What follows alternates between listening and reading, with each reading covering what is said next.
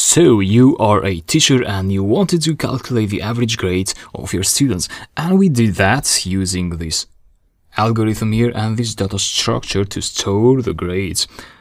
The problem here is you don't know which grade is of who. So while a list is a good data structure to store an array of items, it's not good enough when these items have some sort of identity attached to them. In that case, you want to use a dictionary. Let's say student grades, curly brackets. That's the syntax for a dictionary. And then you use names of your students.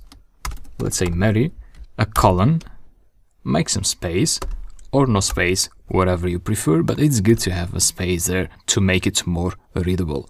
And then you write the grade of Mary. Let's say Sim 8.8 and John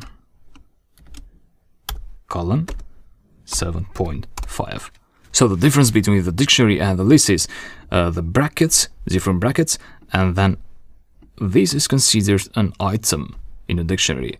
This is considered an item in a list. So items in a dictionary are made of keys.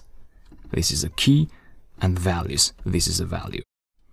A list would be more appropriate if we had to store, for example, an array of temperature values.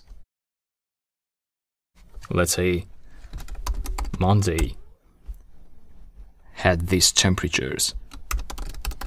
Monday temperatures.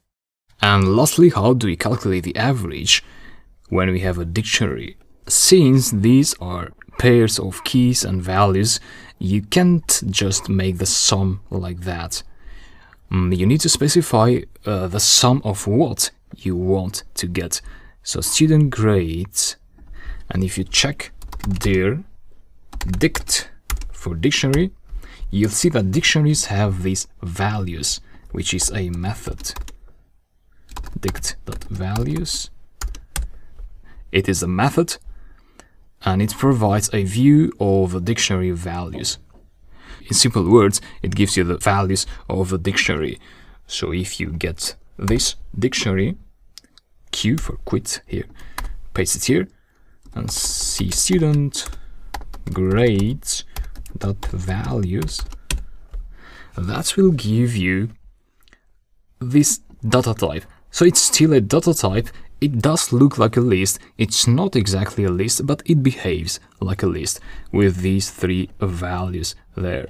So it's a dict values type. That method produces this type.